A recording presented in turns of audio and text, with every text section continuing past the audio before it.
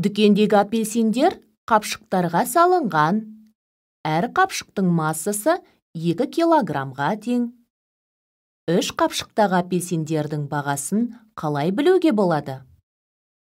Есептің шартын кестеге жазайық. Бірінші бағанға 1 қапшықтағы апельсиннің массасы 2 килограмм.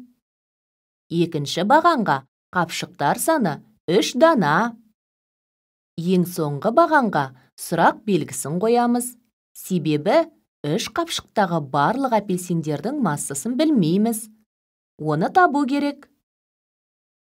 Заттың барлық массасын табу үшін бір заттың массасын оның санына көбейту керек.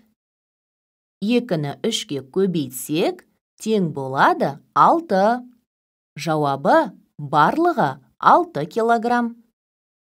Берілген есепке кері есеп шығарайық. 3 қапшықта 6 килограмм апельсин бар. 1 қапшықта неше килограмм апельсин бар? Кестеге қарайық. Есепті шығару үшін көбейтіндінің мәнін көбейткіш 3-ке бөлемін. 2 шығады.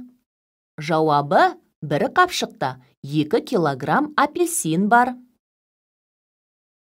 Яғни 1 қапшықтағы апельсиннің массасын табу үшін барлық апельсиннің массасын оның санына бөлу керек. Тағы бір кері есепті қарастырайық. 6 килограмм апельсинді 2 килограммдық пакеттерге салды.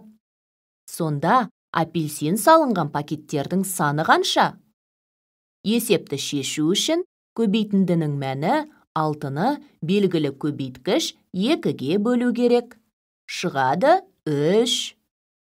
Жауабы 3 қапшық.